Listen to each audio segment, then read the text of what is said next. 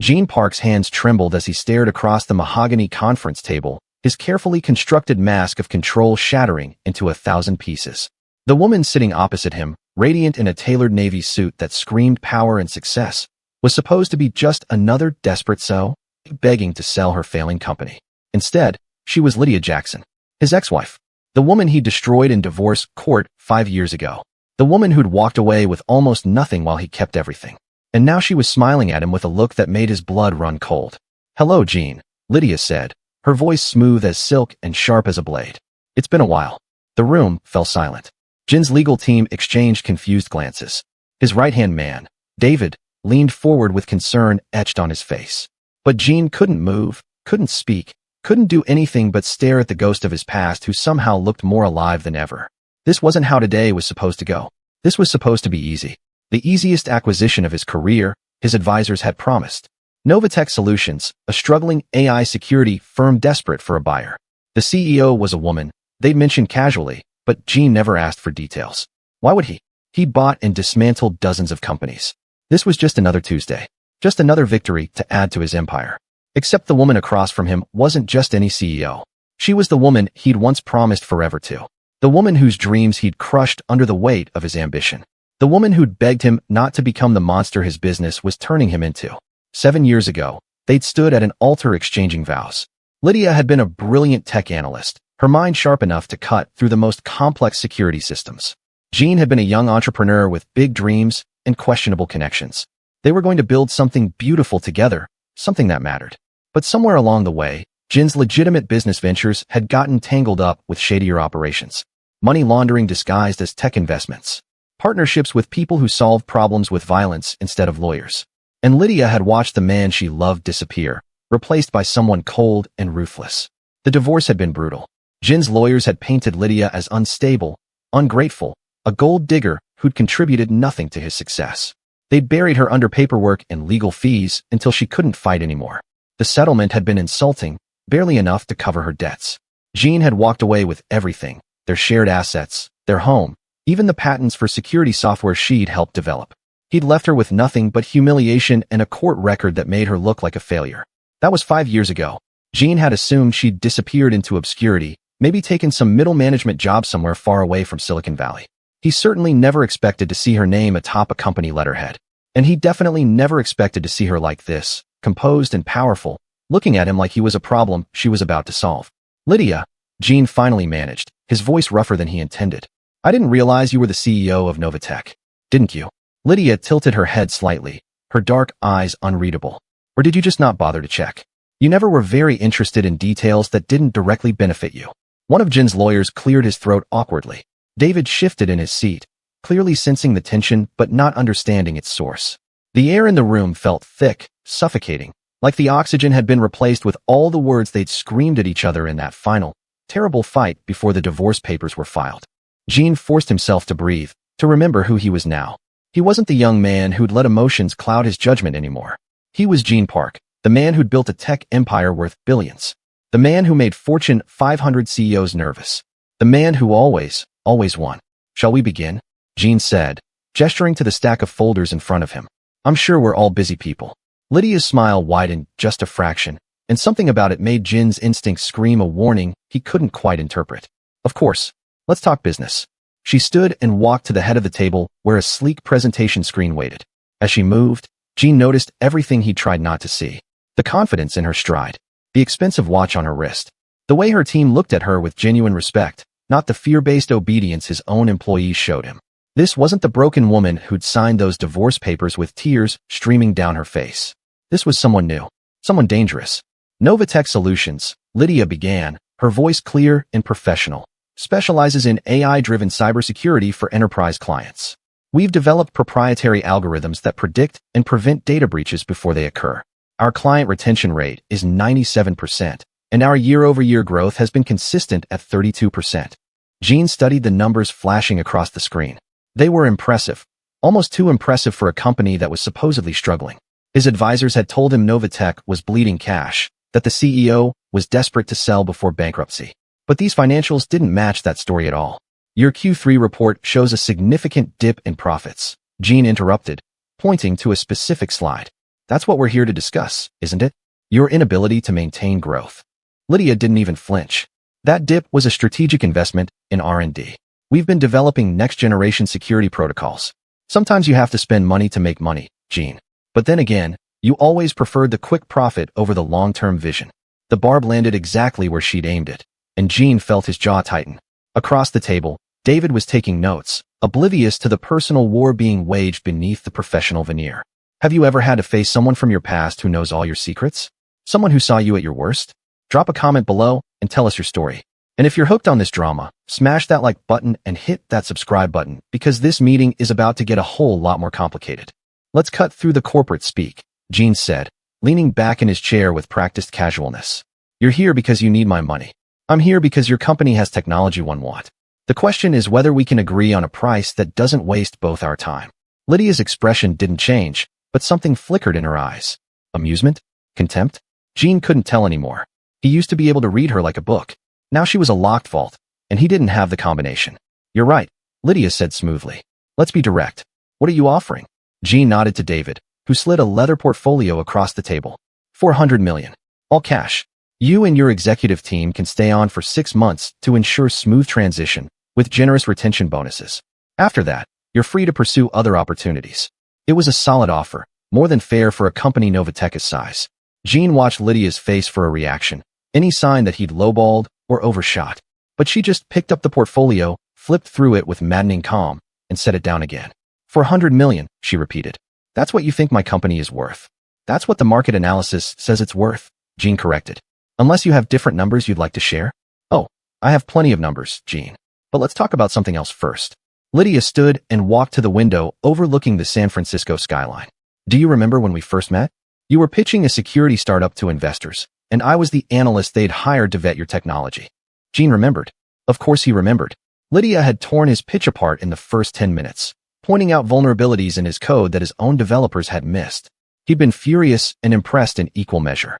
By the end of that meeting, he'd offered her a job. By the end of that month, he'd asked her to dinner. 6 months later, he'd proposed. I remember you were the smartest person in every room, Jean said carefully. That hasn't changed. Lydia turned back to face him, and for just a moment, her professional mask slipped. Jean saw something raw underneath, something that looked like pain. You used to say that like it was a compliment. But you never actually meant it, did you? Because if you'd really believed I was smart, you wouldn't have stolen my work and put your name on it. You wouldn't have made me the VP of Asian markets, a title that sounded important but gave me no real authority. You wouldn't have frozen me out of every major decision while taking credit for my innovations. The accusations hung in the air like smoke. Jin's lawyers were very still now, sensing they'd stumbled into something far more complicated than a standard acquisition.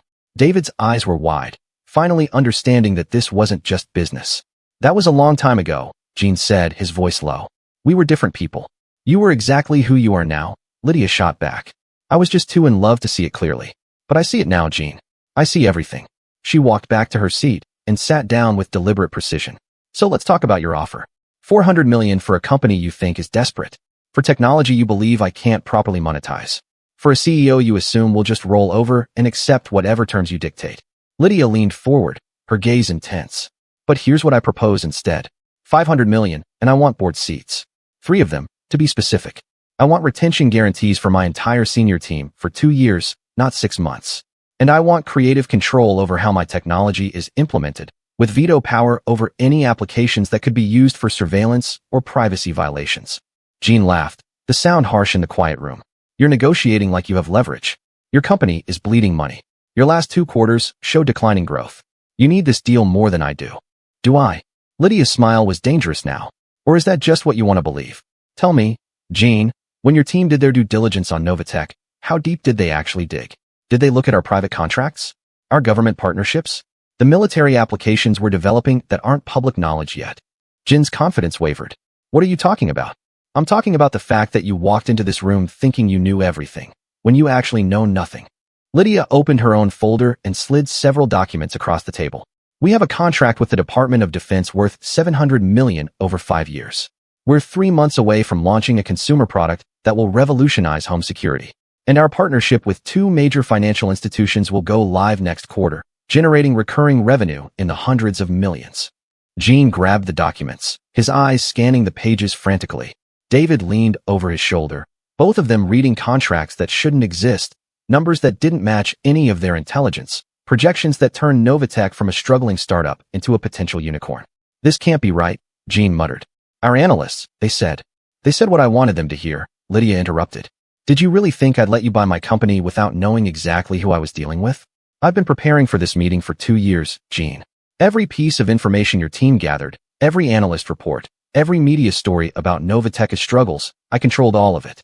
I fed you exactly the narrative that would make you confident, careless, and greedy enough to walk into this room. The realization hit Jean like a physical blow. He'd been played. From the very beginning, this had been a setup. But for what purpose? If Lydia's company was actually thriving, why would she want to sell at all? I don't understand, Jean said, and hated how weak his voice sounded. If Novatech is worth this much, why are you here? Lydia's smile was cold enough to frost the windows. Because, my dear ex-husband, I'm not selling you my company. I'm buying yours. The words didn't make sense. Jean stared at her, trying to process what she'd just said. His lawyers looked equally confused. David had gone pale. That's impossible, Jean finally said. My company is worth $10 billion. You don't have that kind of capital. You're right, I don't. But I don't need to buy all of it. Just enough to control it. Lydia signaled to someone outside the conference room. The door opened, and a man walked in. A man Jean recognized immediately. A man who made his blood turn to ice. Marcus Chun, his former CFO. The man who disappeared 18 months ago with no explanation, no forwarding address, no trace. What would you do if the person you betrayed came back with a plan for revenge? Let us know in the comments. And don't forget to like this video and hit that subscribe button if you're absolutely shook right now, because trust me, this is just the beginning. Hello, Jean, Marcus said, his voice calm and controlled. Surprised to see me? Jean's mind raced, trying to connect the dots that were suddenly forming a picture he desperately didn't want to see. Marcus had been his most trusted advisor, the man who'd helped him build his empire, who knew every secret, every shady deal, every illegal transaction hidden behind legitimate business ventures. When Marcus had vanished, Jean had assumed the worst, that federal agents had gotten to him, that he was in witness protection, that the walls were about to come crashing down. But weeks passed, then months, and nothing happened. No investigation, no arrests, no midnight raids. Jean had eventually relaxed, assuming Marcus had simply taken some money and run. He'd been wrong. Marcus, Jean said slowly, what are you doing here? I work for Lydia now, Marcus replied, taking a seat next to her at the table. Have been for almost 2 years. I'm her chief financial officer. Lydia opened another folder, this one thicker than the others. When Marcus came to me, he brought something very valuable. Information. Lots and lots of information about your business operations, Jean. The real operations, not the sanitized version you show your board of directors. Jean's hands clenched into fists under the table. Whatever he told you is all documented and verified, Lydia interrupted. Shell companies in the Cayman Islands. Money laundering through your tech acquisitions. Partnerships with organized crime syndicates in 3 countries. Bribes paid to government officials. Insider trading. Tax evasion on a scale that would make the IRS weep with joy. She paused, letting each accusation sink in like a knife. Should I continue? Or are you getting the picture? The room spun around Jean. This couldn't be happening. This was supposed to be his victory, his chance to acquire valuable technology and expand his empire. Instead, he was sitting across from his ex-wife while she calmly detailed his criminal activities. You have no proof, Jean said, but the words sounded weak even to his own ears. Marcus smiled and pulled out a tablet, tapping it a few times before turning it to face Jean. Financial records. Bank statements. Recorded phone calls. Emails. I kept copies of everything, Jean. Every dirty deal, every illegal transaction, every person you've paid off or threatened. It's all here. Why? Jean demanded, looking at Marcus with something close to betrayal. I trusted you. I made you rich. You made yourself rich, Marcus corrected. I was just the guy who cooked the books and made sure you didn't go to prison. But I got tired of it, Jean. Tired of the lies, tired of the violence, tired of watching you destroy people and companies just because you could. When you started talking about the Johnson acquisition last year, about how you were going to crush that company and strip it for parts, I realized I couldn't do it anymore. So you ran to my ex-wife? Jin's voice was bitter. I ran to the smartest person I knew, Marcus said. The person you never should have underestimated. Lydia stood and walked around the table, her heels clicking against the polished floor. She stopped directly behind Jin's chair, close enough that he could smell her perfume, the same one she'd worn when they were married. You taught me a lot, Jean. How to be ruthless. How to play the long game. How to identify weakness and exploit it without mercy. I was an excellent student. Jean turned in his chair to look at her. So what is this? Revenge? You're going to blackmail me. Blackmail is so crude, Lydia said, walking back to her seat. No, what I'm offering is a business proposition. You see, while you were busy building your empire on illegal foundations, I was doing something much smarter. I was buying stock in your company. Lots and lots of stock. She nodded to Marcus, who pulled up a presentation on the screen. It showed a complex web of shell corporations, investment firms, and holding companies. At the center of it all was Park Technologies, Jin's parent company. And threaded through it like a spider's web were dozens of entities that all traced back to one source. Lydia Jackson. Over the past 2 years, Lydia explained, I've acquired 34% of Park Technologies' outstanding shares. I did it quietly, through various intermediaries, never triggering the disclosure requirements that would have alerted you or your board. Marcus helped me understand exactly when to buy, when certain shareholders might be vulnerable, when your stock price would dip just enough to make acquisitions affordable. Gene stared at the screen, his mind refusing to accept what he was seeing. 34%. That was impossible. That would have cost hundreds of millions of dollars, money Lydia shouldn't have had. I see you doing the math, Lydia said, wondering where I got the capital. Remember that insulting settlement you gave me? I took that money, built Novatech from nothing, and turned it into something genuinely valuable. Then I took out loans against my company's worth, leveraged every asset I had, and bought pieces of your empire.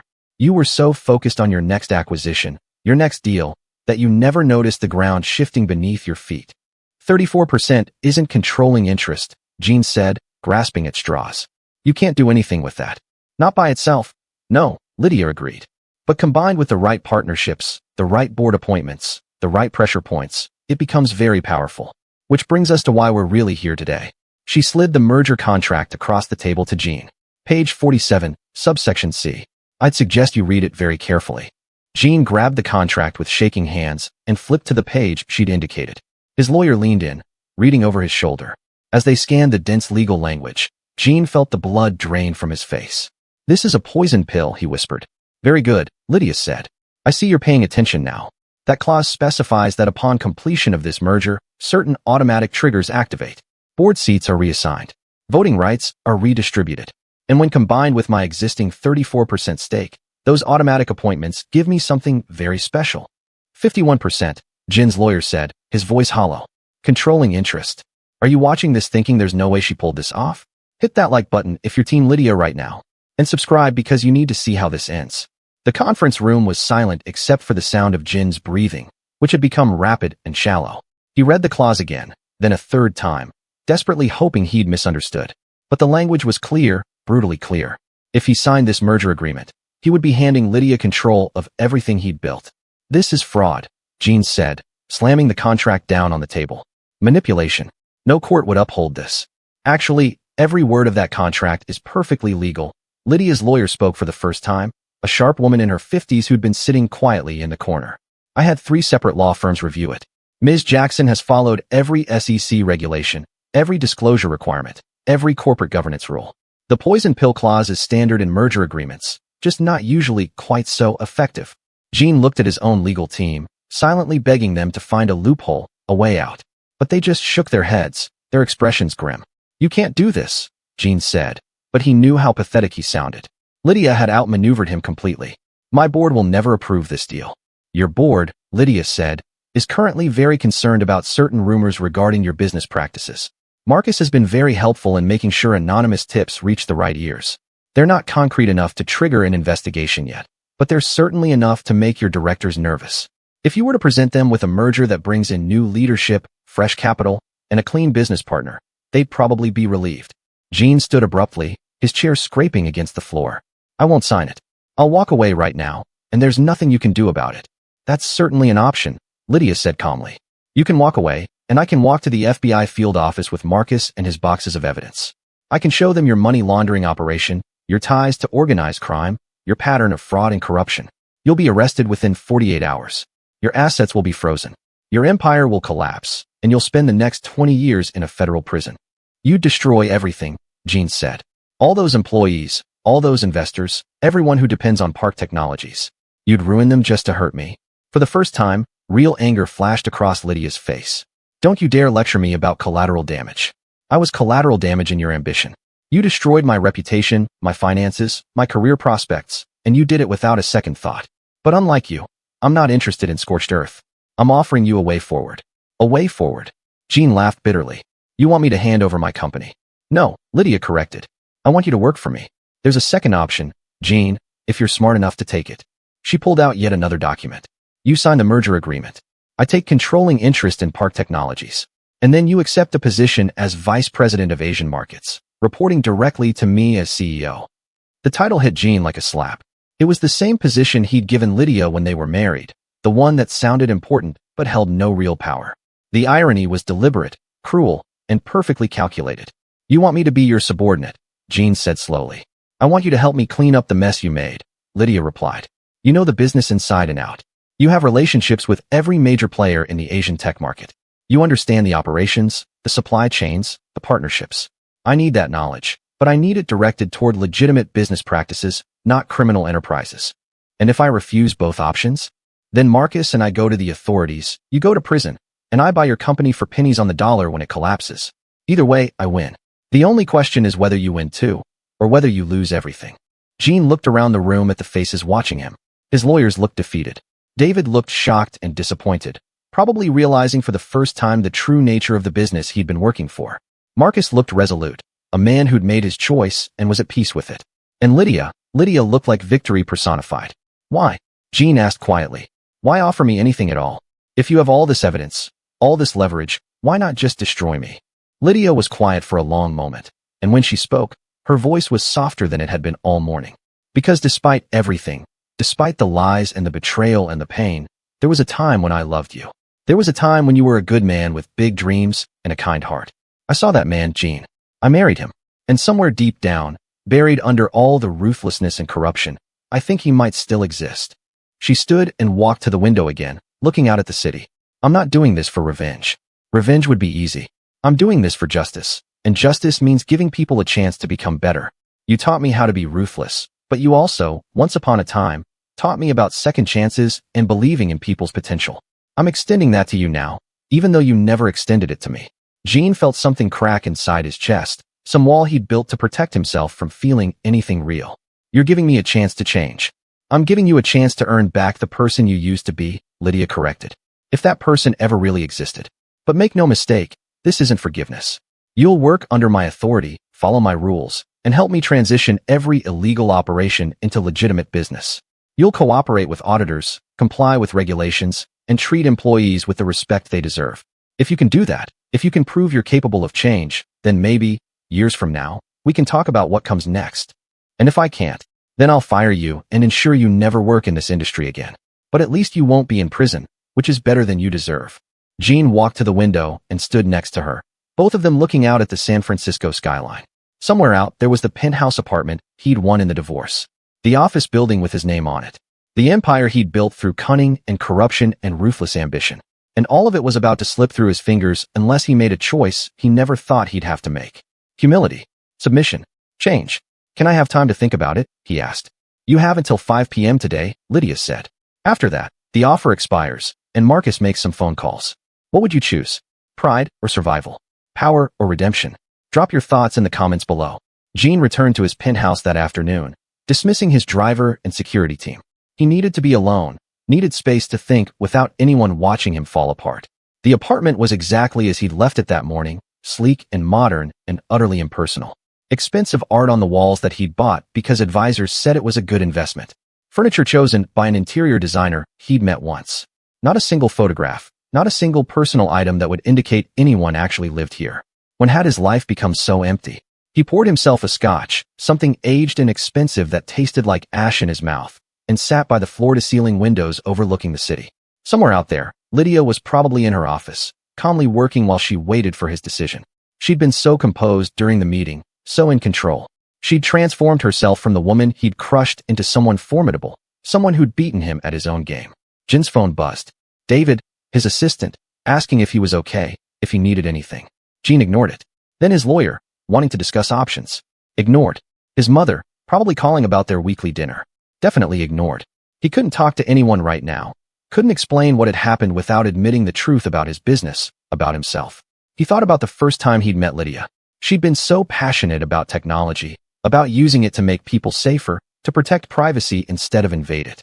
She'd challenged him in that first meeting, torn apart his security protocols with a brilliance that left him breathless. He'd fallen for her intelligence first, then her laugh, then the way she believed in him, in the man she thought he could be. When had he stopped being that man? Jean could pinpoint it exactly. It was the Johnson deal, 3 years into their marriage. A competitor had developed technology that threatened his market share. Jean could have competed legitimately, could have innovated and improved his own products. Instead, he'd taken a meeting with some men who offered a faster solution. Industrial espionage, sabotage, a little bit of blackmail. The Johnson company had collapsed within 6 months, and Jean had bought their patents for pennies on the dollar. Lydia had confronted him about it, had somehow figured out what he'd done. They'd fought for hours, her begging him to walk away from those dangerous partnerships, him insisting it was just business, that everyone did it, that she was being naive. She'd looked at him with such disappointment, such profound sadness, and said, "I don't recognize you anymore." He'd told her she'd never understood what it took to succeed, that her morality was a luxury he couldn't afford. The fights became more frequent after that. Jean spent more time at the office, made more deals with more questionable partners, built his empire on an increasingly unstable foundation of illegal activities. And Lydia withdrew, became quieter, sadder, until the day she asked for a divorce. Jean had been furious. How dare she leave him when he'd given her everything? He'd made her comfortable, bought her nice things, elevated her social status. In his anger, he'd decided to punish her. His lawyers had been vicious during the divorce proceedings, painting her as unstable and ungrateful. Jean had used every dirty trick in the book to ensure she walked away with almost nothing. He'd told himself it was just business, just protecting his assets. But looking back now, he could see it for what it really was. Cruelty. Revenge against someone who dared to hold up a mirror and show him what he'd become. And now that same woman had orchestrated the most elegant revenge Jean had ever witnessed. She hadn't just beaten him. She'd used his own tactics against him, played a longer game than he'd thought possible, and offered him something he never offered her. Mercy.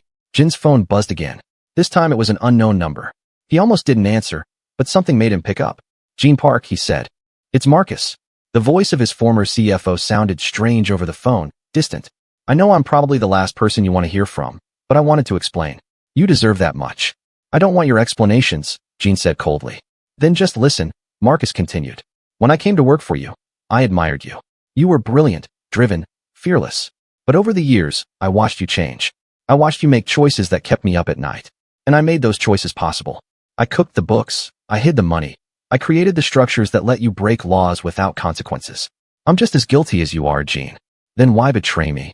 "Because I wanted to stop being guilty," Marcus said quietly. "When you started planning the acquisition of that startup last year, the founder was a kid, 23 years old, who'd built something amazing. You were going to destroy him just to eliminate competition. I looked at that kid and saw myself 10 years ago, full of dreams and hope. And I couldn't do it anymore. I couldn't help you hurt anyone else. So you went to Lydia?" "I went to the one person I knew who was smart enough to stop you and good enough to do it the right way. She didn't want revenge, Jean. I had to convince her to even consider this plan. She wanted to just move on, build her life, forget you existed. But I showed her that you were going to keep hurting people, keep destroying companies and lives, unless someone stopped you." Jean was quiet, processing this. "What did you tell her to change her mind?" "I told her that the man she married was still in there somewhere. That if anyone could reach him, could pull him back from the edge, it was her. I don't know if I was right, Jean. But I hope I was." The line went dead. Jean sat there holding the phone, Marcus's words echoing in his head. Could he change? Did he even want to? The life he'd built was comfortable, successful, powerful. But it was also lonely and empty and built on a foundation that would eventually collapse and destroy him. He looked at the clock. 3 p.m. 2 hours until Lydia's deadline. Could you walk away from everything you built, even if it was built on lies? Comment your honest answer below. And hit that subscribe button because the next part will blow your mind. At 4:45 p.m., Jean walked back into the Novatech building. The same receptionist greeted him. The same elevator took him up to the same conference room. But everything felt different now. He wasn't walking in as the predator who'd come to consume another company. He was walking in as a man who'd run out of options and pride and the energy to keep pretending. Lydia was alone when he entered, sitting at the conference table with a laptop open in front of her. She looked up, her expression carefully neutral, giving nothing away. "I didn't think you'd come back," she said. "I almost didn't," Jean admitted. He sat down across from her, not at the head of the table where he'd sat that morning, but in a regular chair. A small gesture, but they both noticed it. "I've spent the last few hours thinking about what you said, about the man I used to be, about whether he still exists. And what did you decide?" "I don't know if he exists," Jean said honestly. I think I buried him so deep under layers of ambition and ruthlessness that I can't find him anymore. But maybe that's the point. Maybe I need help finding him again. Lydia closed her laptop and gave him her full attention. This isn't going to be easy, Jean. You'll be working for someone you used to control. You'll have to follow rules you used to break. Your whole world is going to flip upside down. I know. Jean pulled the merger contract toward him, the one that would give Lydia everything. I have questions. Ask them. If I do this, if I work for you and help clean up the business, what happens to the illegal operations? The people involved, they're not going to just walk away. I know, Lydia said. That's why I'll need your cooperation with federal authorities. We'll work out immunity deals for you and anyone who's willing to testify against the actually dangerous criminals. The money laundering, the mob connections, all of it has to end. Some people will go to prison. Some operations will be dismantled. But we'll do it in a way that protects the legitimate employees, the ones who didn't know what was happening behind the scenes. Jean nodded slowly. My board of directors, some of them know about the illegal activities. They turned a blind eye because the profits were good. They'll be replaced, Lydia said firmly. I'm bringing in new leadership, people with actual integrity. You'll help with the transition, but you don't get to protect anyone who was complicit. That's non-negotiable. What about my reputation? Once this all comes out, my name will be destroyed. Lydia leaned back in her chair, studying him. Your reputation is already built on lies, Jean. What I'm offering you is a chance to build a new one based on truth. It won't be easy, and it won't be quick. You'll spend years proving you've changed. But at least it will be real. Jean thought about that. His current reputation was powerful, feared, respected in certain circles. But Lydia was right. It was hollow, built on a foundation of corruption and cruelty. What good was being feared if you were also alone? The position you're offering me, Jean said. Vice President of Asian Markets. You said I'd report directly to you. That's correct. Will I have any real authority? Or is this just a symbolic role to humiliate me? For the first time, Lydia's expression softened slightly. I'm not interested in humiliation, Jean. I'm interested in results. You know the Asian market better than anyone I could hire. You have relationships with suppliers, distributors, government officials. I need that knowledge, but I need it used ethically. You'll have authority over your division, but you'll also have oversight. You'll have quarterly reviews, performance metrics, and accountability. If you do good work, you'll be rewarded. If you slip back into old patterns, you'll be fired immediately. And if I succeed, if I prove I can change, what then? Lydia was quiet for a moment, choosing her words carefully. Then we'll reassess. Maybe you move up in the organization. Maybe we become genuine business partners instead of just former spouses with a complicated history. But Jean, you need to understand something. I'm not doing this because I want you back in my life romantically. That door is closed, probably forever. What you did during our divorce, how you treated me, that killed whatever love I had left. This is purely professional. The words stung, but Jean knew he deserved them. I understand. And for what it's worth, I'm sorry. For all of it. The way I treated you during our marriage, the things my lawyers said about you, the settlement I forced you to accept. You deserved better, and I was too arrogant and angry to see it. Lydia's eyes glistened slightly, but she blinked the emotion away. Thank you for saying that. It doesn't fix anything, but it's a start. She pushed a pen across the table toward him. So what's it going to be? Are you ready to sign? Jean picked up the pen, feeling its weight in his hand. This single signature would change everything. His empire, his lifestyle, his entire identity, all of it would be transformed. He'd go from being Gene Park, the ruthless tech mogul, to Gene Park, the employee trying to redeem himself. From the man on top to the man working his way back up from the bottom. But maybe that's exactly what he needed. He thought about the empty penthouse, the employees who feared him instead of respected him, the loneliness that had become his constant companion. He thought about the kid Marcus had mentioned, the 23-year-old founder Gene had been planning to destroy just to eliminate competition. How many lives had he damaged in his climb to the top? How many more would he damage if he continued on this path? Lydia was offering him something he didn't deserve but desperately needed. A chance. Not forgiveness, not absolution, but an opportunity to become someone better than who he'd been. Gene signed the contract. Lydia picked up the document, reviewed the signature, and then extended her hand for a formal handshake. Welcome to Novatech, Mr. Park. Your first day is Monday morning at 8 a.m. Don't be late. Jean shook her hand, feeling the firmness of her grip, the absolute confidence in her demeanor. I won't be. And Lydia, thank you for this chance, for not just destroying me when you could have. I know I don't deserve it. You're right, you don't, Lydia agreed. But I'm not doing this for you. I'm doing it because I believe people can change, even people who've done terrible things. You have a long road ahead of you, Jean. Years of hard work and proving yourself. But if you're genuinely committed to it, I'll support that journey. She stood, signaling the meeting was over. Jean stood as well, suddenly feeling exhausted, like he'd run a marathon. In a way, he had.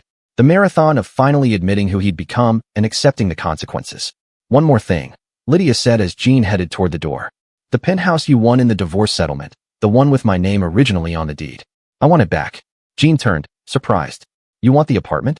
I want what was stolen from me, Lydia clarified. Consider it part of your restitution. You can find somewhere else to live on your new VP salary. Jean almost argued, almost let his pride flare up one last time. But then he remembered the empty apartment, the impersonal furniture, the lack of anything that made it feel like a home. You can have it. It never felt like mine anyway. Lydia nodded, satisfied. Good. I'll have my lawyers draw up the paperwork. Now go home, Jean. Get some rest. Monday is going to be very different from any day you've experienced in a long time. Have you ever had to completely start over in life? Lost everything and had to rebuild?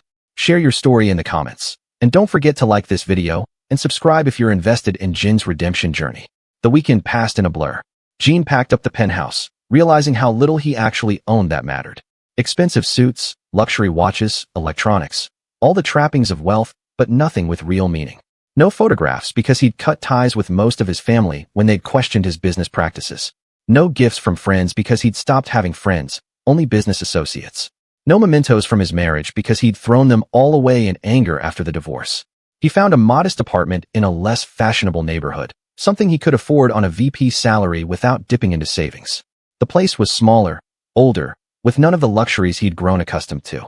But standing in the empty living room, Jean felt something he hadn't felt in years. Possibility. This could be a home, not just a showcase.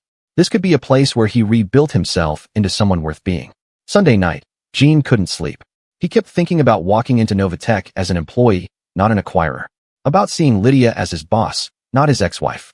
About facing the people who would inevitably learn about his past and judge him for it. The anxiety was overwhelming, and several times he considered just disappearing, taking what money he could access, and starting over somewhere far away. But he'd run from consequences before, had hidden behind lawyers and shell corporations and legal technicalities. Running again would just prove Lydia wrong about him, would confirm that the man she'd married really was dead and buried. If Jean had any chance of finding that person again, he had to stay and face what he'd done. Monday morning arrived too quickly. Jean put on one of his expensive suits, then took it off and chose something more modest. He didn't need to walk in looking like he was still the billionaire CEO. That person was gone. He was starting over, and his clothes should reflect that. The Novatech building looked different on a Monday morning, filled with employees heading to their desks, chatting about their weekends, living normal lives. Jean had forgotten what that was like, the simple rhythm of going to work, doing your job, going home. His life had been all-consuming for so long, every waking moment dedicated to building his empire. The receptionist directed him to the 10th floor, where the executive offices were located. Jin's new office was at the end of the hall, modest but professional. Through the window, he could see Lydia's office directly across from his. She was already at her desk, on a phone call, looking every bit the powerful CEO she'd become. A young woman appeared in his doorway, holding a tablet and smiling professionally. Mr. Park? I'm Jennifer Chun, your executive assistant. Ms. Jackson asked me to get you settled and oriented today.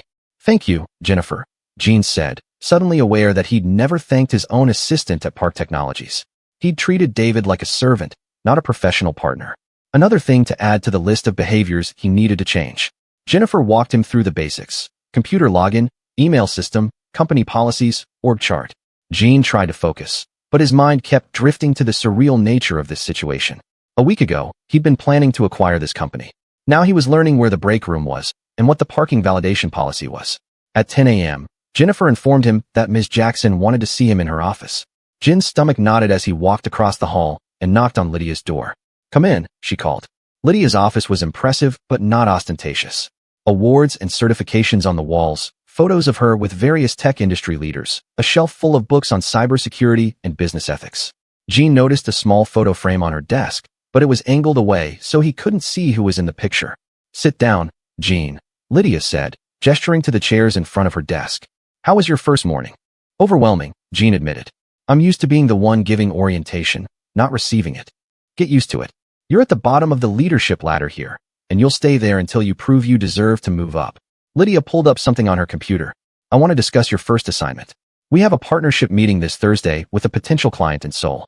They're interested in our security protocols for their banking systems. You'll accompany me to the meeting as my VP of Asian markets. Jean felt a flash of his old confidence. I know the banking sector in Korea. I've worked with most of the major institutions. I can handle that meeting. I'm sure you can, Lydia said. But you'll be there to support, not to lead. I'll be presenting our technology and negotiating terms. Your role is to provide cultural context and relationship management. Think you can do that without trying to take over? The question was a test, Jean realized. She was checking whether he understood his new position, whether he could actually submit to someone else's authority. Yes, Jean said simply. I can do that. Good. Because if you can't, if you try to undermine me or assert dominance, this arrangement ends immediately. I need to be able to trust you, Jean, and trust has to be earned. Lydia leaned forward, her expression serious. This client is important. They're considering several security firms, and we're competing against companies with much longer track records. What we have that they don't is innovation and integrity. I won't compromise either of those things, not for any amount of money. Are we clear? Crystal clear, Jean said. What do you need from me to prepare? Lydia seemed satisfied with his response. She spent the next hour briefing him on the client, their needs, their corporate culture, and the specific concerns they'd raised about data security. Jean listened carefully, taking notes, asking relevant questions, but not trying to dominate the conversation. It felt strange, being the student instead of the teacher, but also strangely liberating. He didn't have to have all the answers. He didn't have to be the smartest person in the room. He just had to do his job well. As the meeting wrapped up, Lydia said, one more thing. Starting next week, you'll be meeting with our ethics and compliance officer twice a week. These sessions are mandatory, non-negotiable, and will continue for at least 6 months. You'll be learning about corporate governance, ethical business practices, and legal compliance. Think of it as re-education. Jean bristled slightly at the term, but caught himself. I understand. Is there anything I should read or prepare before those sessions? She'll provide materials. Just show up with an open mind and a willingness to learn. Lydia paused, then added, I know this is hard for you, Jean. Accepting authority, admitting you need guidance, operating within ethical boundaries you used to ignore. But if you're serious about changing, this is how it happens. Not through grand gestures, but through daily choices to do better. I am serious, Jean said. I signed that contract because I meant it. I want to change. I need to change. Then prove it. Not to me, but to yourself. Could you humble yourself enough to learn from someone you wronged? Let us know what you think in the comments. The week leading up to the Seoul meeting was the hardest of Jin's life. Every instinct he'd developed over the past decade screamed at him to assert control, to take charge, to dominate. But he forced himself to listen instead of talk, to support instead of lead, to ask questions instead of give orders. The Novatech employees watched him with obvious suspicion. Word had spread quickly that the new VP of Asian markets was Lydia's ex-husband, though most didn't know the full story of their past. Jean caught people whispering when he walked by, saw the curiosity and judgment in their eyes. He wanted to defend himself, to explain, but he knew he had no right to expect anyone's understanding. On Wednesday, Jennifer told him that Marcus wanted to meet for coffee. Jin's first instinct was to refuse, but something made him agree. They met at a small cafe near the office, sitting at a corner table where they could talk privately. I wasn't sure you'd come, Marcus said, stirring sugar into his coffee. Neither was I, Jean admitted. Why did you want to meet? To see how you're doing. I know this transition can't be easy. Jean laughed bitterly. That's an understatement. I feel like everyone's waiting for me to fail, to prove I'm still the same person I was. Some of them are, Marcus agreed. But some of them are genuinely hoping you'll succeed. Lydia's one of them, whether she'd admit it or not.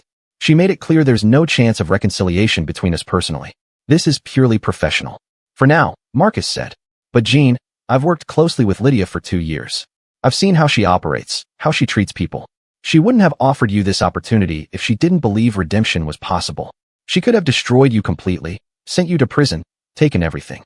Instead, she gave you a path forward. That means something. Jean considered this. You really think she still cares about what happens to me? I think she cares about who you could become. The man she married. The one who had integrity and dreams beyond just accumulating power. She wants to believe he's still in there somewhere. Marcus paused. Is he? I don't know, Jean said honestly. I've been that other person for so long. I'm not sure I remember how to be anything else. But I'm trying. Every day, I'm trying. That's all anyone can ask. Marcus checked his watch. I should get back. But Jean, one piece of advice. Stop thinking about this as punishment or humiliation. Think about it as liberation. You've been carrying the weight of all those lies and illegal operations for years. Now you get to put that weight down. You get to wake up without wondering if today's the day the FBI kicks down your door. That's freedom, even if it doesn't feel like it yet. Thursday morning, Jean and Lydia flew to Seoul on a commercial flight. Jean had suggested using his private jet, then remembered he didn't have a private jet anymore. That was part of his old life, the one he'd signed away. They sat in business class, Lydia reviewing her presentation while Jean studied the client file. Nervous? Lydia asked without looking up from her laptop. A little, Jean admitted. It's strange being back in Korea in this capacity. I used to walk into these meetings as the powerful one, the one everyone wanted to impress. Now I'm the support staff. Does that bother you? Jean thought about lying, about pretending he was fine with the role reversal. But Lydia had asked for honesty, and if he was serious about changing, that had to start with telling the truth. Yes, he said. It bothers me. My ego wants to take over, to prove I'm still important, still powerful. But I'm trying to remember that importance isn't the same as worth.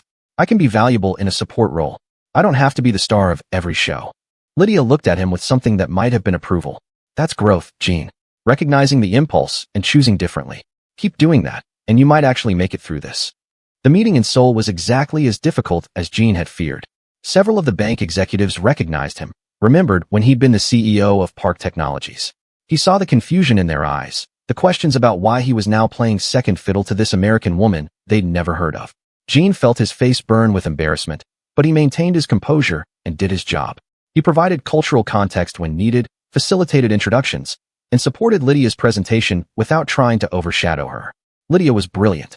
She explained Novatech's security protocols with a clarity that made complex technology accessible, addressed concerns with specific examples, and negotiated with a firmness that earned respect without creating antagonism. Jean found himself genuinely impressed, seeing her in action in a way he never had during their marriage. He'd been too busy trying to control everything to notice how capable she was on her own. After the meeting, as they waited for their car, one of the bank executives pulled Jean aside. Park SSI, the man said in Korean, I must ask, why are you working for this woman? You were one of the most powerful men in Korean tech. What happened? Jean could have made excuses, could have spun a story that preserved his dignity.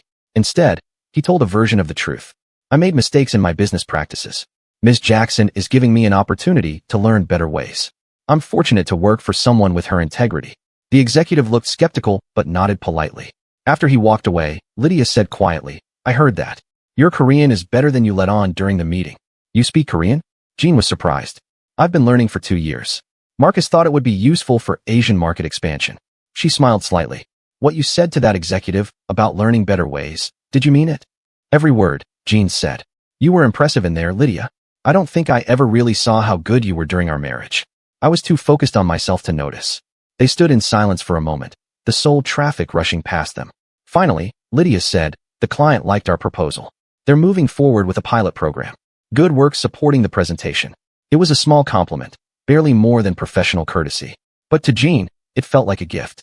He'd done something right, contributed something valuable, earned a moment of approval through honest work instead of manipulation or corruption. On the flight back to San Francisco, Jean looked out the window at the clouds below and thought about Marcus's words. Liberation. Maybe that's what this was. He'd spent so many years building walls around himself, protecting his empire through lies and illegal operations, carrying the constant stress of maintaining that facade.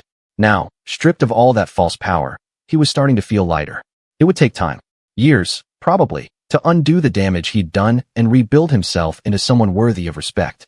But for the first time in longer than he could remember, Jean felt something like hope. 6 months later, Jean sat in Lydia's office for his quarterly performance review. He'd successfully supported 3 major client acquisitions, had cooperated fully with the ethics and compliance training, and had helped transition 2 of Park Technology's former illegal operations into legitimate business ventures.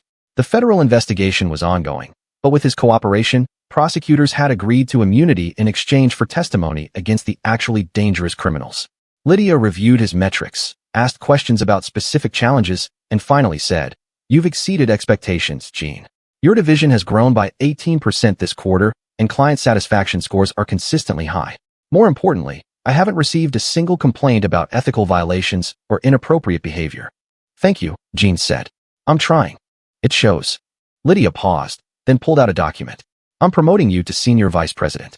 It comes with a salary increase, expanded authority, and a seat in executive leadership meetings. You've earned it. Jean stared at the promotion letter, almost unable to believe it. Lydia, I thank you. This means more than you know. Don't thank me. Thank yourself. You did the work. She stood and extended her hand. Congratulations, Jean. Keep it up, and who knows where you'll be in another 6 months. As Jean walked back to his office, now bigger and on a higher floor, he passed a mirror and stopped. The man looking back at him seemed different somehow. Lighter. Younger. More like the person he'd been before ambition had twisted him into someone unrecognizable. Maybe Marcus was right. Maybe Lydia was right. Maybe that man Lydia had married wasn't dead after all. Maybe he'd just been buried, waiting for someone to believe in him enough to dig him back out. And maybe, just maybe, redemption wasn't about grand gestures or dramatic transformations. Maybe it was about showing up every day, making better choices, and slowly, painfully, honestly becoming someone worth being. So what do you think? Can people really change, or are we just who we are? Have you ever gotten a second chance you didn't deserve? Drop your thoughts in the comments below. And if you made it this far, you're absolutely incredible. Smash that like button, subscribe to the channel, and hit the notification bell so you never miss our stories. Share this with someone who needs to hear a story about redemption and second chances. Thanks for watching, and remember, it's never too late to become who you were meant to be.